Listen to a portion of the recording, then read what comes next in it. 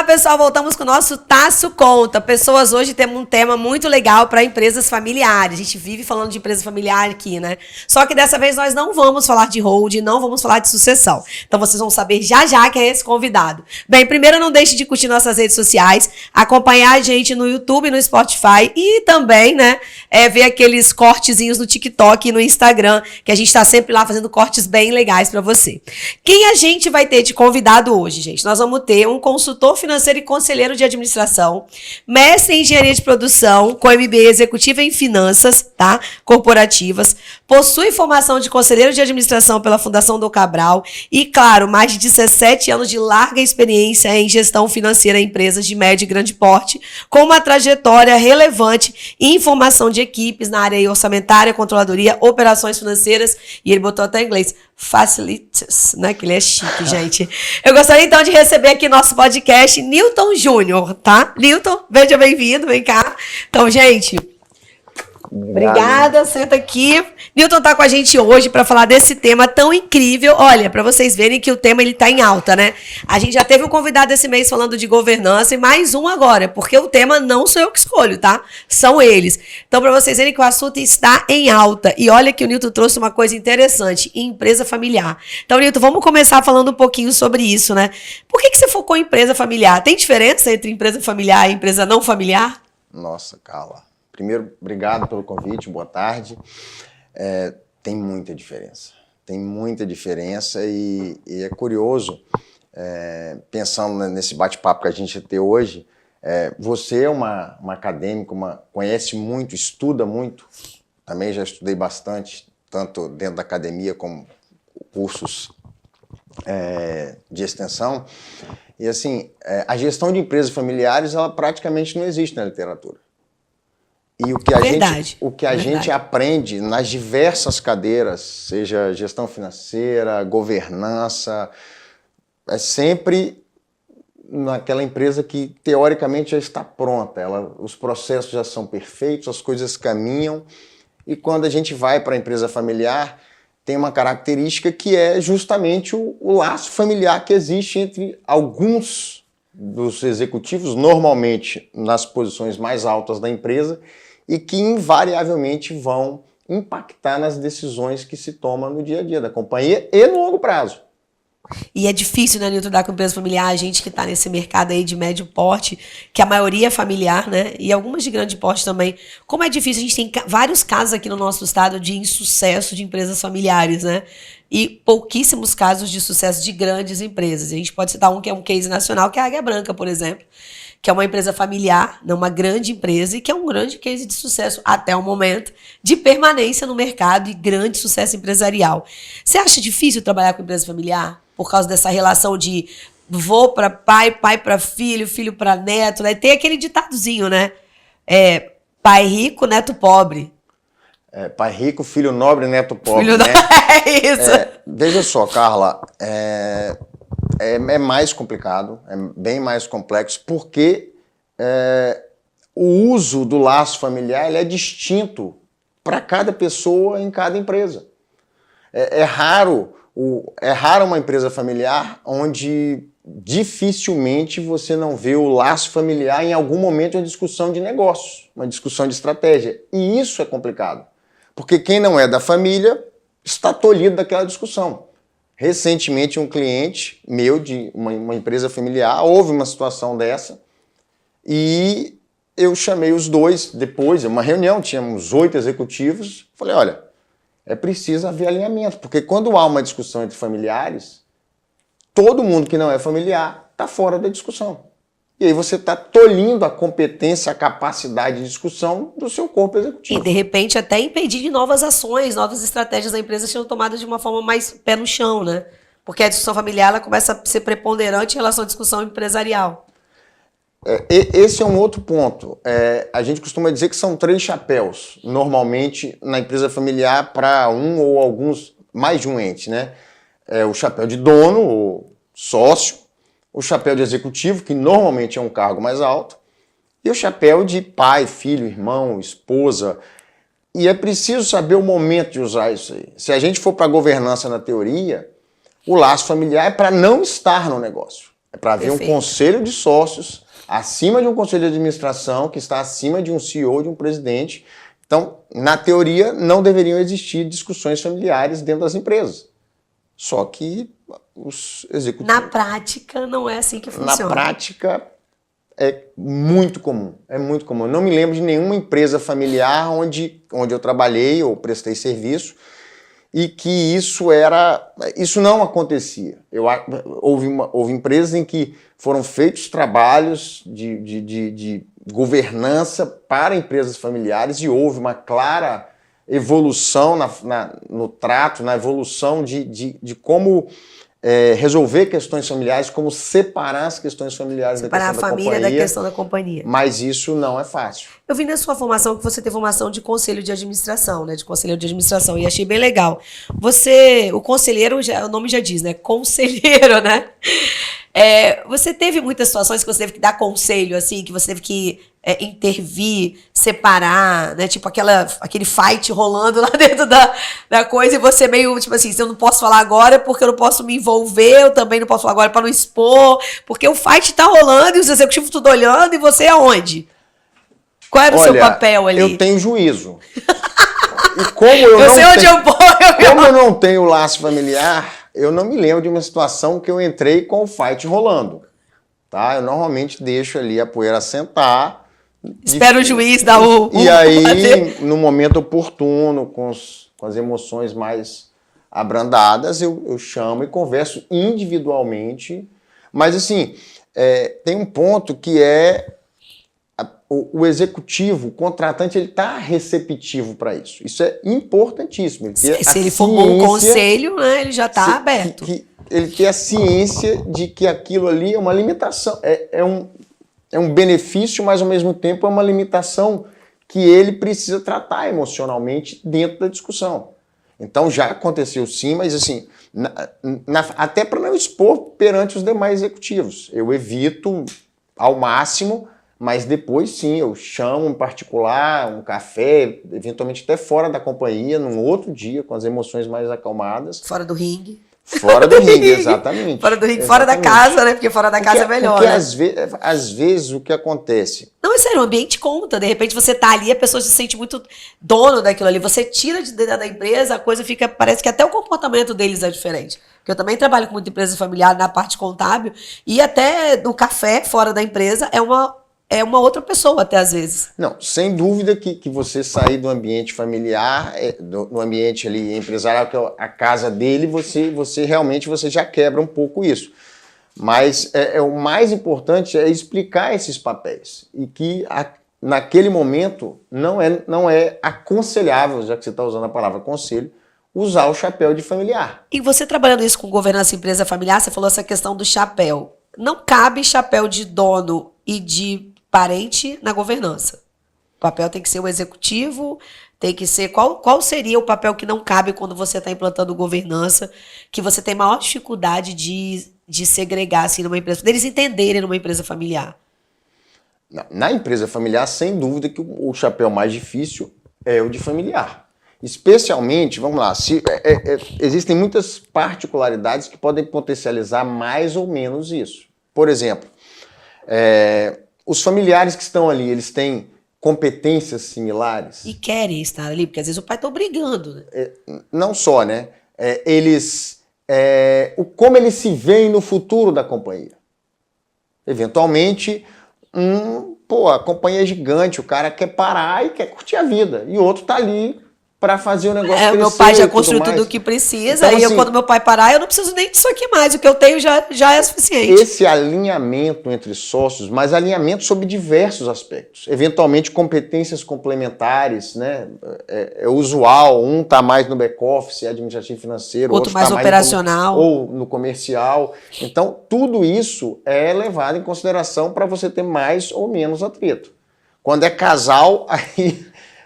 a situação é ainda mais delicada. Será? Quando é casal do que Com certeza. E tem as emoções. Porque, porra, você tá no fight, você tá ali, a emoção tá sempre à flor da pele, né? Você tá numa instituição pequena que não tem tanta ascendência familiar, por exemplo, o pai com o filho entrando agora, E aí é o pai e a mãe e um filho. O filho não traz a esposa, né? Então, uma única cadeiazinha somente. Como que lida com as emoções, né? Porque você quando chega, você chega sem conhecer. Qual é a primeira coisa que você faz quando você é convidado para dar consultoria de governança, de implantação, de estruturação de finanças, que você entra numa empresa familiar? Porque você tem que saber primeiro quem é parente de quem, né? Eu vou te dizer porque que eu estou perguntando isso. Eu já dei várias gafes, não sei se eu já comentei isso com você, nas nossas encontros de reuniões, eu já dei várias gafes em empresa familiar, né? Porque agora eu aprendi, depois de 50 anos eu já aprendi. Mas teve uma assim que é inédita, eu não consigo esquecer nunca. Foi a pior gafe da minha vida que eu cheguei na empresa. A Fundação da Cabral estava com trabalho. E aí a gente estava na área de RH e estava na área de finanças para redução de custos.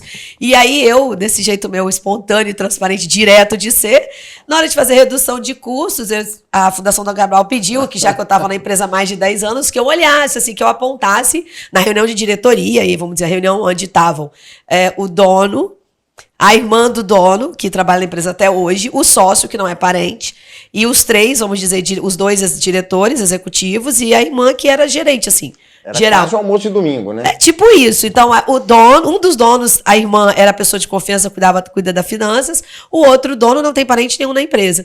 E aí eu cheguei e falei bem assim, a empresa em crescimento, né, e aí já contratando a FDC para fazer um trabalho. E eu falei, eu já sei o que a gente poderia fazer para reduzir custo. Aí falei várias sugestões de custo mesmo. E falei, poxa, aquele velhinho lá no final não faz porra nenhuma, a gente podia mandar ele embora. Gente, o que ele faz na empresa? Eu só vejo ele fazendo café e tomando conta de negócio de ponto, mandando pro DP. Aí o dono vira e fala, é meu pai. Carla, nossa, é o meu pai. Eu não posso mandar o meu pai embora. Mas porque o meu pai contribui para a empresa. Eu não sabia onde enfiar a minha cara. Mas ele foi tão delicado que ele não falou ali na frente. Ele esperou acabar a reunião. Ele ouviu, olha só, ele ouviu. Me chamou na sala e falou: aquele velhinho lá que faz um ótimo café que você falou é o meu pai, entendeu? E aí eu falei, cara, eu não acredito. Eu falei, caramba, que merda. E assim, depois disso, eu sempre entro na empresa e falo: quem é parente de quem aqui? Já me conta logo. Tem algum parente aqui na empresa? Porque às vezes não é o mesmo sobrenome, você sabe, né? Com certeza. Às vezes não é o mesmo sobrenome. Então eu já tive N experiências de não me preparar para atuar dentro da empresa quando você é chamado para uma situação assim, porque é uma questão de preparo. Tudo bem, era mais nova e tal, mas assim, eu não parei para pensar se era... Porque não é uma sociedade familiar. Os dois sócios não são famílias. Mas a irmã trabalha na empresa, o pai trabalhava na empresa e eu não perguntei, não estudei a fundo assim isso. Como é que você faz? Como é que você se prepara para isso? Você faz um diagnóstico, vê se tem parentesco, se não tem. Como é que você faz, Hilton? Você já deu alguma gafe? Também conte pra gente. Porque né, tem que ter a parte obscura da coisa. Você já deu alguma gafe assim? Olha, não tão igual a minha, mas parecida. Gafe não, porque eu sou um pouco mais contido, eu diria. Polícia da mulher, né? A mulher já fala, né? Mas eu já passei assim por situações constrangedoras comigo, né? Onde o presidente partiu em defesa do filho, que estava numa posição de executivo mais ou menos parecida com a que eu ocupava, e na opinião dele o filho estava certo e eu estava errado. Então... E foi constrangedor porque foi na frente de muitas pessoas, né? Então isso já aconteceu. Agora, para mitigar isso aí, você falou a idade, ela traz maturidade. O primeiro passo é sempre um diagnóstico profundo e uma apresentação desse diagnóstico para os tomadores de decisão. Porque... Às vezes, isso não é um mal do executivo da empresa familiar, isso é um mal do ser humano. Eu quero mudar, mas eu não quero participar da mudança. É como se eu quisesse que as coisas caíssem do céu. Né? Assim. Exatamente. Não, eu também quero mudar assim, né? Então, aconteceu recentemente de eu fazer um diagnóstico numa empresa familiar, casal, e eu colocar como 2 pontos. Ele já queria contratar um pós-diagnóstico, né, uma implantação, eu coloquei 2 pontos fundamentais. Os sócios concordarem com a mudança e participarem da mudança. Porque, eu repito... Porque isso não é assim, né? Nilton, você faz o trabalho e depois você me apresenta. Em época de politicamente correto, a gente tem que tomar cuidado com os exemplos, mas é a pessoa que quer emagrecer, mas não quer cortar a gordurinha, ou o doce. Ou a bebida, entendeu? É mais ou menos por aí. Isso é muito comum. Isso é muito comum. Então, eu acho que Ou quer que o processo aconteça por osmose, né? Vai levando aí com a equipe, mas me deixa de fora. Ô, Carla, o que eu vou falar não é nem profissional, é pessoal. O que eu vejo muito os seres humanos querendo escolher as consequências, mas não as ações. E na vida, a gente não escolhe consequência, a gente escolhe as ações. Então, se você quer uma empresa com mais governança, e diga-se de passagem, com mais valor, é importante que você participe do ajuste de processos, sejam eles quais forem, para que a empresa tenha mais governança. E aí tem um ponto importante que é o seguinte, um dos pilares da administração financeira é maximizar o valor para o negócio. Né? É um pilar fundamental, empresas capitalistas e tal, maximização de lucro e de valor para o negócio. Às vezes, o familiar ou o dono, ele não quer maximizar o valor do negócio no longo prazo, ele quer maximizar o valor para o bolso dele naquele momento.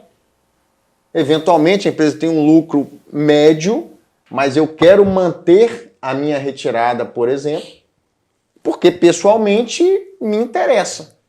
E naquele momento, ele vai estar minimizando a maximização. Minimizando a maximização é péssimo, né? Mas ele vai estar tolhindo ali a maximização de valor para o negócio. Então, tudo Ou seja, isso... a importância principal para ele não é gerar o valor para o negócio, e se manter o valor que ele tem no bolso.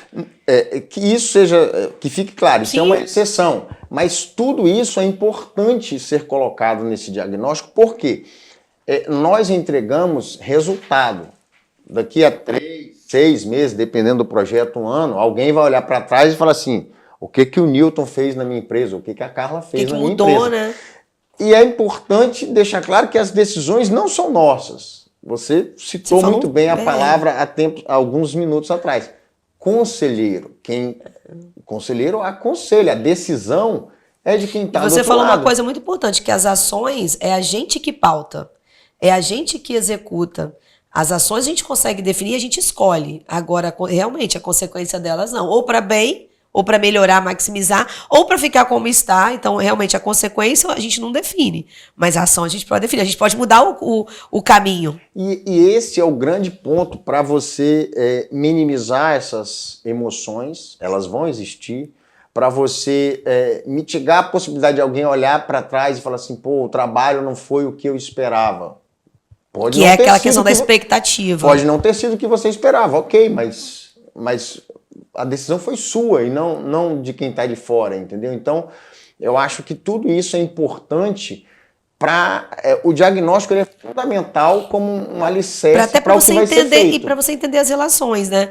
Antes de a gente entrar na parte financeira, falando ainda mais um pouquinho de governança, e como você lida com as divergências e o racha da empresa. Porque vai chegar, não sei se você já prestou serviço para alguma empresa assim, onde o sucessor fala, não, eu não quero e eu vou sair agora no meio do caminho, mas eu quero o que me cabe.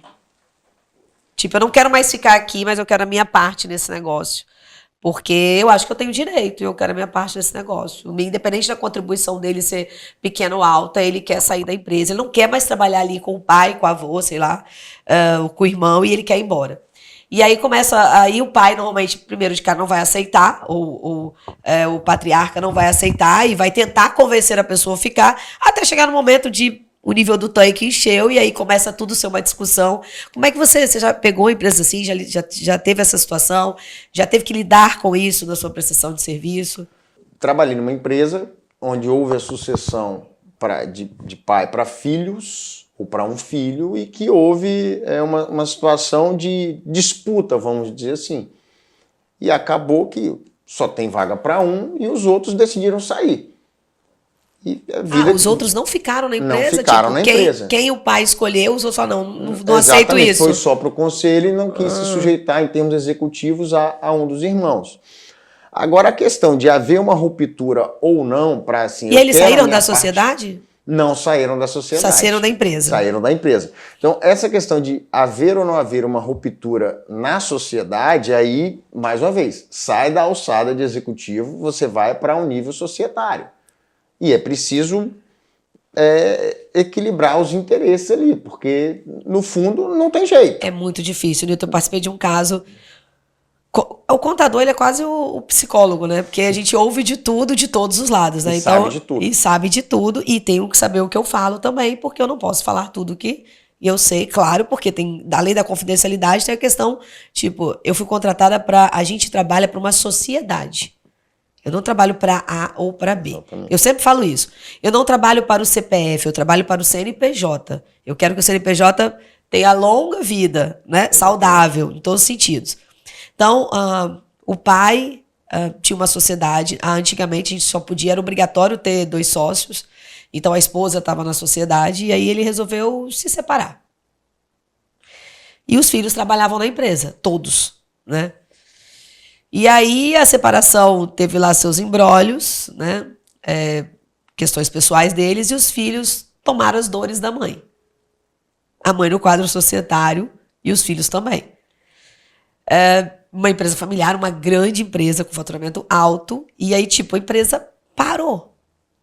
Porque, tipo, eu não assino mais nada que você me entregar.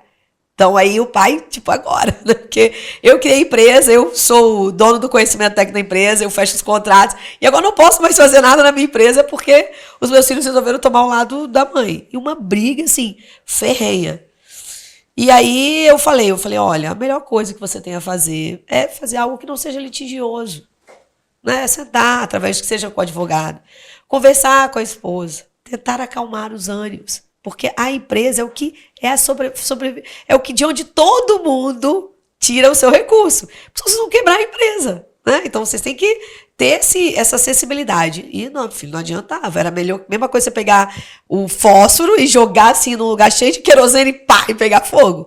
Porque os filhos realmente tomaram as dores da mãe e aí foram contra, e aí saíram da empresa e abriram outra empresa e começaram a concorrer, e o dinheiro vindo dinheiro vindo daqui, indo para lá. E aí começou a se pedir coisas muito exageradas. Isso é muito difícil de você contornar, né? E de repente numa conselheira, numa contabilidade, numa finanças que resista a uma coisa assim. Então, empresa familiar, por isso que ela tem que ser muito...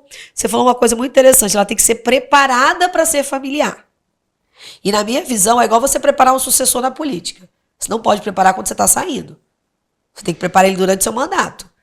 Né? Você tem que saber quem vai ser o futuro quando você está saindo. Então, quando você já quer preparar para a saída, não vai. A chance de dar errado é enorme. Então, você cria uma empresa, coloca a família dentro, tem que ter a governança antes disso acontecer. Não pode deixar para fazer depois.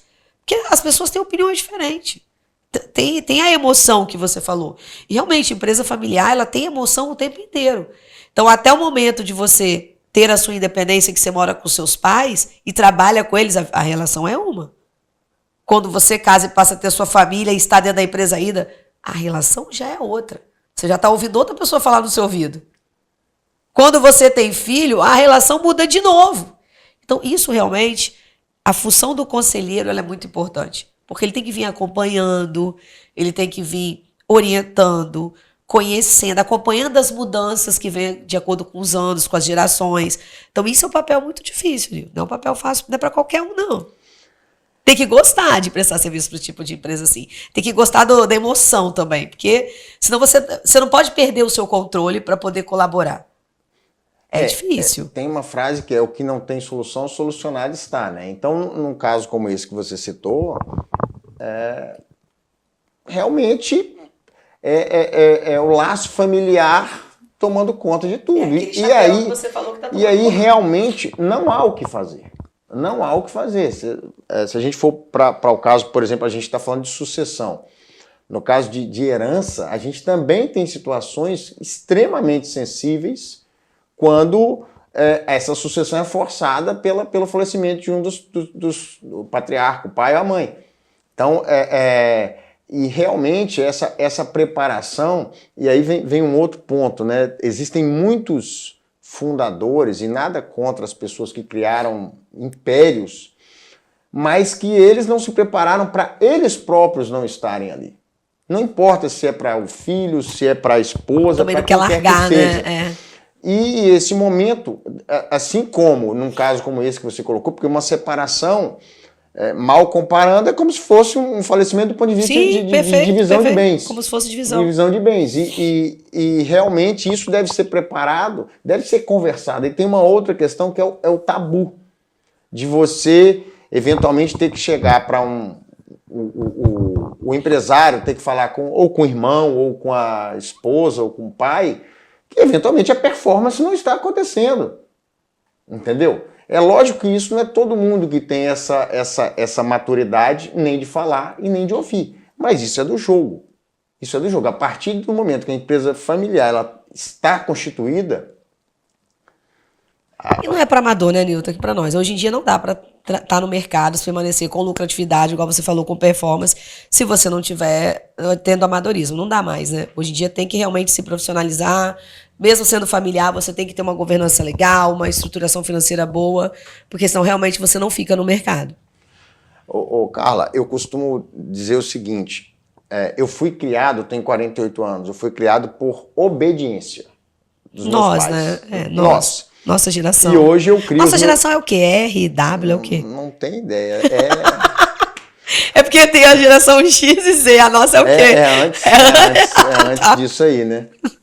Mas eu costumo dizer o seguinte, hoje os meus filhos, eles são educados por exemplo.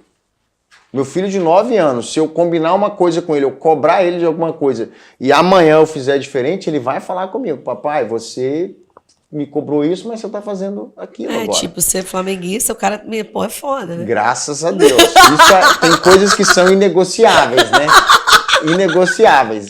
Eu ia falar isso agora, então eu vou botar ele pra assistir só o jogo do Corinthians. Isso aí eu costumo, tem que ter outro podcast só para esse tema. Mas, e a gestão de empresas, ela é bem dessa maneira. Eu já trabalhei em empresa que era gerida há 20, 25 anos atrás com ordem. Né? Ordem dos superiores aos subordinados. E hoje em dia... Não cabe mais, né? Esquece. Então, o exemplo que você dá como líder, e aí independente de você ser família ou não família, ele é modelo de gestão para a companhia inteira. Então não adianta você cobrar que o cara economize se você larga a luz acesa e deixa a porta da sala de reunião aberta com o ar-condicionado ligado. Então são coisas que esse modelo de... São visíveis, né? E você não consegue cobrar o que você não faz. Então, esse exemplo, ele é muito importante. Se você vai para uma reunião, o exemplo que eu dei no começo do nosso bate-papo, e começa a discutir da escola do seu filho ou da sua mãe que está doente, acabou a reunião. Aí você vai ter reuniões, você vai estar dando exemplo para os seus... Eu vou te levar para algumas reuniões. Você está dando exemplo para os seus executivos de que a reunião ali foi produtiva. E como que você vai cobrar amanhã do cara que resultado. Vão fazer uma reunião resolutiva? Você está entendendo? Então, isso tudo é exemplo. Você é conscientização. E finanças? Governança, ok, a gente tem bem entendido, bem explicado por você a dificuldade, os chapéus, as emoções. E as finanças? Estrutura financeira, fluxo de caixa, lidar com as particularidades da família, os desejos, porque todo mundo tem o desejo de ter... O brasileiro é muito patrimonialista, né? Gosta, né? O antigo gosta de muito patrimônio, né? Então essa geração mais antiga gosta de ter a renda para comprar casa, para comprar imóvel, para carro, para, né? Essas coisas muito de patrimônio, assim, porque tem medo de acontecer. Viveram aquela época de planos da vida, aqueles N planos, plano Bresse, plano isso, plano aquilo, e tem medo de não ter o que vender se der uma merda dessa daí agora e ter mais um plano desse e prender o dinheiro todo. E a gente sabe que não dá hoje para você manter isso, dependendo do tipo da empresa, do porte, para uma estrutura saudável financeira. Como que é isso dentro das empresas familiares? As empresas que você tem o exemplo aí de trabalho, essa experiência de você implantar programas financeiros, estruturação orçamentária, e as pessoas terem que seguir aquilo, né, para que aquilo não vire tipo, eu compro uma lancha no nome da empresa, só que quem vai usar sou eu. Você já deu um exemplo, né? Acho que são principalmente 2 pilares que têm que ser trabalhados, e trabalhado como? Na conscientização do empresário, sócio, dono, o nome que a gente quiser dar. Um é esse que você acabou de citar, que são eventuais gastos pessoais nas contas da empresa. Isso hoje em dia, nas empresas mais organizadas, já é bastante mitigado, mas ainda existe. E, mais uma vez, como é que você vai discutir um orçamento, vai cobrar, vai fazer um PL, vamos no limite, né? Você vai fazer um programa de remuneração variável para os seus funcionários se tem uma conta que é sua dentro da empresa. Quem consegue gerenciar essa conta? Como é que você vai... Tem cartão de crédito corporativo que você paga jantar final de semana. Porque plano de remuneração variável não é filantropia, não é doação. É um modelo de gestão baseado em aumentemos a performance e que nós vamos dividir um pedaço do bolo. Só que se eu impacto nesse pedaço do bolo sem o outro poder impactar, por exemplo, porque eu sou família, porque eu tenho um carro, porque o cartão corporativo, vai impactar na gestão. Mais uma vez é o exemplo do modelo que eu acabei de dar. E o outro ponto é se isso não existe, mas lá embaixo, depois da última linha no lucro, eventualmente a empresa está ali, vamos dizer, com menos recursos para investimento porque está dividindo mais lucro do que poderia. Então, assim, na teoria, você consegue estruturar e sugerir tudo. Olha, vamos priorizar tais projetos, mas na prática você depende do empresário. E um outro ponto da importante... Da ação dele efetiva naquilo. Né? Do desejo. E um outro ponto é dar a ele a escolha. Explicar as consequências de cada passo. A gente quer crescer a empresa, quer expandir, mas para isso a gente precisa ter retenção de lucro de X%. Não dá para distribuir o que a gente está distribuindo. E aí, vamos fazer ou não vamos? Não, vamos expandir, Nilton, mas vamos pegar um financiamento? Não, porque a gente vai se endividar, a gente tem o dinheiro. É exatamente esse o ponto. Eu acho que o que você deseja. Qual é o seu objetivo? Porque tem um outro Porque ponto. Não existe certo ou errado, concorda? Não existe certo nem errado, existe ação e consequência. O que você quer para a sua vida ou para a sua empresa daqui a 5 anos? Será que todos estão preparados para refletir sobre isso? Ou ele está preparado com o lucro de 2024? Eu costumo dizer o seguinte, a maioria das empresas, até o mercado financeiro trata muito isso, como se as empresas tivessem várias vidas de 1º de janeiro a 31/12. E isso não é verdade. Você não chega nos fogos de Réveillon e vai nascer de novo a empresa. É uma continuidade. Dívida, investimento, produção, eficiência, absolutamente tudo é uma continuidade. Então, e é algo que não para, né? Que está sempre recorrente. Porque a empresa, por isso que a gente já abre o contrato social de prazo indeterminado, né? Então, tudo isso, Carla, eu acho que partindo do princípio que a gente lida com pessoas que são inteligentes, que têm capacidade de raciocínio, eu acho que é explicar prós e contras. Voltando à questão da palavra conselheiro, conselho, é muito isso, né? É você explicar quais são as consequências de cada ação. Logicamente, você pode insistir mais ou menos em algum pilar, porque você sabe que aquilo ali vai trazer uma consequência muito ruim para a companhia, mas no fundo você não você não é o tomador de decisão naquele momento. Você já pegou a empresa que estava respirando por aparelho? Olha, eu acho que eu tenho a cara disso, eu tenho a cara do próprio aparelho, né? Já pegou a empresa que tá assim, respirando por aparelhos, que você assim, pelo amor de Deus, tu vem me salvar, empresas familiares, vem me salvar que eu tô respirando por aparelho, já pegou? Na verdade, assim, normalmente, não vou dizer respirando por aparelho, mas normalmente a gente entra quando tem algo que pode ser melhorado, vamos dizer assim. Respirando por aparelho, sim, mas também tenho clientes bons, com grande potencial, que de repente está arrumando a casa para crescer, buscam governança, tem de tudo. Mas a que está respirando por aparelhos realmente é a que dá mais adrenalina, né? Gostei ainda mais a palavra é emoção. Porque, tipo assim, você tá cada dia uma coisa diferente, uma emoção diferente. E é a que dá mais trabalho também, mas é a que te dá mais, vamos dizer, o retorno quando a coisa funciona e fica redondinha, que dá mais orgulho. Fala, caramba, contribuir para aquilo ali sair do vermelho, resolver os problemas, estamos com governança, equilíbrio financeiro. Se continuar andando assim, vai ficar jóia.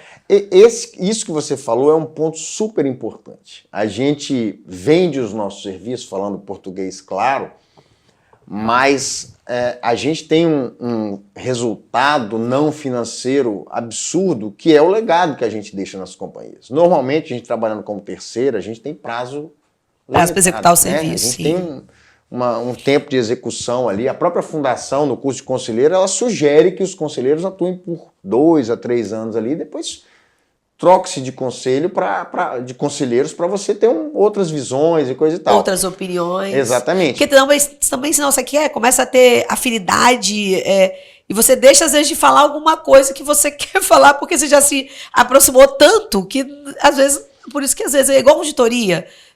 A auditoria tem isso. Você pode auditar no máximo 5, porque senão você vai acabar, tipo assim, meio que dando aquela afrouxada, entendeu? Tipo, audita o primeiro ano, vê aquele monte de coisa, o segundo menos, o terceiro menos. Do quinto pra frente, a gente fala, tem que mudar de empresa de auditoria. Eles não deixam a gente auditar mais de 5. Tem uma regra, ideal é você fazer a troca. Tem que ter muita gana para você manter isso aí. De fato, pode rolar vou dizer, um estresse ou uma acomodação, eventualmente. Mas o que eu estava falando era no sentido de você olhar para trás, isso que você falou, olhar para trás e falar, pô, foi resultado do meu trabalho. Não, mas isso é legal. Eu acho que isso é bom. A gente que presta serviço, eu não vejo gratificação maior do que você ver o resultado bem feito. O dinheiro é consequência. Porque o resultado financeiro não é daquele projeto. São de outros que vão vir. Exatamente. Né? Porque, na realidade, você gerar um resultado positivo não deixa só a sua marca ali, o seu trabalho, seu orgulho, né? Na realidade, você prestou serviço, contribuiu para aquela melhoria, mas também te deixa um legado para falar, poxa, a gente mora num estado muito pequeno e que todo mundo se conhece. Se não se conhece, vai se conhecer, ou já se conheceu em algum momento, ou alguém conhece alguém que te conhece. Exatamente. Entendeu? E aí é muito importante a gente fazer um trabalho, não só por a gente estar no estado pequeno, tá, pessoal? Mas é muito importante a gente fazer um trabalho bem feito, que deixar esse legado é a sua marca, né? Olha, Nilton veio para minha empresa, fez uma consultoria de governança, virou membro do conselho, participou das finanças, a gente está estruturado, está bem. Quem não quer ouvir isso? Para você é um orgulho, como prestador de serviço. Na realidade, não só um orgulho, é um misto de pessoal e profissional. Sim. Eu costumo dizer o seguinte, quem é bom profissional é uma remuneração não financeira absurda. Você ser reconhecido, você ser elogiado, porque você mudou a vida daquela empresa e daquelas pessoas, porque tem isso. Exatamente. É um ecossistema, não é só business, né? Não é só business. Então isso é, de fato, muito legal, muito importante para a nossa história. Né? Eu falei na semana passada para a Aline, que esteve aqui com a gente, eu falei, Aline, não existe CNPJ forte se não tiver CPF forte. Né? Então, eu falei com ela porque CPF fraco, CNPJ não vai ser forte. Então, o que você faz é um pouco disso. Você torna o CNPJ forte porque você está trazendo os CPFs fortes. Às vezes as pessoas não enxergam isso, né? Mas isso é verdadeiro. Isso é um ditado verdadeiro. E essa questão de você desafiar quem está dentro da organização também é uma forma de você fazer essas pessoas crescerem. Você capacitar essas pessoas. Porque o aprendizado, você olhar para trás e ter o que é a experiência. Outro dia, teve uma pessoa jovem, né? Não sei o que é jovem, velho, mas enfim, eu tô com 48. Eu sou jovem, eu tá? Sou mais velha que mas você. Bem mais jovem que a gente, que perguntou assim, o que é experiência? E essa é uma pergunta legal, assim, né? Eu pensei na hora, falei, pô, experiência é o portfólio de situações que você ou já resolveu ou se sente preparado para resolver, entendeu? Então, à medida que esse portfólio aumenta, você vai se tornando mais experiente, mais capacitado, e isso é muito legal. Vai se referendando também, né, naquilo. Porque assim, a empresa familiar é emoção, gente. Quem gosta de trabalhar com emoção, trabalha com empresa familiar. Muita. Porque é emoção. Os meus clientes de empresas familiares são muito diferentes de não familiares. A estrutura toda é diferente. A estrutura, tipo assim, o engajamento é diferente, é tudo muito diferente, porque a gente sempre tem que tomar muito cuidado e muito zelo. Então, por exemplo, você está numa reunião onde a gente vem, eu passei por isso recentemente, onde a gente vem com muitos erros, por exemplo, do operacional. Quem toma conta do operacional? A sobrinha do dono, a irmã do dono. E aí impacta no meu trabalho. E eu falo, olha, como que eu chego, de que forma eu chego e falo, considerando toda a governança, boas práticas contábeis, resultado, sem atingir a família? Cara, é quase impossível. Não, é eu impossível. vou ter que falar, né? E aí, mas o como que é a ação que você falou faz toda a diferença. Então, primeiro, o que eu fiz? Eu não tratei diretamente com o superior direto, porque é uma empresa que trabalha o tio, o irmão, o primo, o sobrinho, e vai. É o almoço de família. É o almoço da família. Então, eu fui ao irmão e falei, ó, estamos acontecendo com essa situação, qual a tratativa que eu vou dar? Porque é diferente. Não, não é diferente. Aí eu, calmamente, pessoa calma, é diferente. Porque se eu tomar a ação que eu estou tomando em relação a outra pessoa que não tem nada a ver com a família, a reação é uma. Com ela, a reação é outra. Porque eu já passei por isso. Na mesma empresa. Eu sei que a reação é outra. Porque eu vejo os outros, quando vão falar, porque uma coisa que a gente tem que ser com prestação de serviço é observador. A reação da família, quando falam da pessoa. Então, vamos devagar. Então, aí o próprio irmão virou e falou, ó, você passa o e-mail, me copia. Não copia falando que é o chefe direto, que é o tio, que eu vou resolver, mas você passa o e-mail. E olha que interessante. A pessoa, a gente já vinha falando vários meses que ela estava fazendo o procedimento errado. Mas não acertava. Num primeiro e-mail, a gente copiou o irmão, que é um dos diretores da empresa, mas não lida diretamente com ela, a postura já foi outra. Já foi mais ativa, para resolver. E sabendo, e assumindo o erro. Então, por que não resolveu antes, gente? Carla, é a acomodação, né? Porque eu sou parente, eu tenho estabilidade de uma certa forma. Exatamente. Então, esse cuidado, Nilton, que você falou, que é lidar com as emoções, a gente também precisa, até onde não atrapalha a própria empresa. Porque senão, como que uma hora a empresa vai ter problema. E você citou um ponto importante, que é a forma... Cada empresa tem uma particularidade na velocidade, na tomada de decisão. Existem líderes que são mais arrojados, mais focados em resultados, líderes que são mais, para usar uma palavra que você já usou bastante, emocionais. E isso vai calibrar onde você vai pisar, se você vai ser mais ou menos arrojado em determinada situação, porque, no fundo, aí entra um pouco de cultura organizacional. E você não pode violar essa cultura. Você tem que fazer o negócio. Tem que respeitar ela, né? Mas isso para mim é muito claro. Eu trabalho em empresas onde, eventualmente, eu faço uma sugestão que é, vamos dizer assim, vai gerar um ruído, e aí o tomador de decisão levanta da sala e aplica a decisão. Já resolve. Na hora. Em outras eu atuo, e aí você sugere uma coisa e vai gerar um ruído, e aí daqui 15 dias eu tenho que lembrar o cara, você pensou sobre aquele assunto, assim, porque... A velocidade é diferente. A velocidade é diferente. Eventualmente o próprio dono, ele quer evitar um determinado tipo de conflito, entendeu? Então você precisa entender isso aí, para você, como é que eu vou dizer, você se adequar à realidade da companhia, porque isso você não vai mudar. Você pode explicitar o que é mais ou menos adequado, as consequências das ações que vão ser tomadas, mas você não vai mudar a cultura da companhia. Você não vai fazer com que a companhia seja menos emocional. Ela pode ser um pouco mais focada em resultado, mas os valores humanos e tudo mais... Estão ali. Isso aí são décadas para mudar. Não é um trabalho de meses ou 1 ano, 2 anos que você vai mudar. Isso aí. Perfeito. Gente, olha só, isso não foi um talk show não, isso foi uma aula show aqui do Nilton, dessa gama de experiência dele aí que ele tem, né? Mais de 15 anos, 17 anos prestando serviço para empresas familiares. Você vê como ele é zeloso até para falar, né? Que tem que ter cuidado para tomar as ações. Nilton, muito obrigado por você estar aqui com a gente. Deixa aí suas redes sociais para o pessoal, depois quem quiser, tiver curiosidade, entrar em contato. Rede social, basicamente, é LinkedIn. E-mail, né? Então, LinkedIn, fala o LinkedIn. LinkedIn, Nilton Fernandes, JR, tá de bom tamanho. Rede social não é exatamente a minha praia. Tá vendo? Eu já falei isso com ele, tá, gente? Que não é possível que esse homem que presta um monte de empresa tenha rede social. Mas ele tem. LinkedIn é uma rede social, tá? Então, ó, querem procurar o Nilton, achar ele? Achem no LinkedIn que ele vai estar lá, tá? E como sempre, o LinkedIn é uma rede social empresarial, né? Ela é profissional, é uma net corporativa, então é muito legal. Gente, muito obrigado por vocês estarem com a gente aqui no podcast. A gente volta na próxima semana com mais assuntos para você. Não deixe de assistir, de ouvir a gente no Spotify, no YouTube e também de curtir aqueles cortezinhos que a gente faz lá no TikTok e também no Instagram. Até a próxima semana.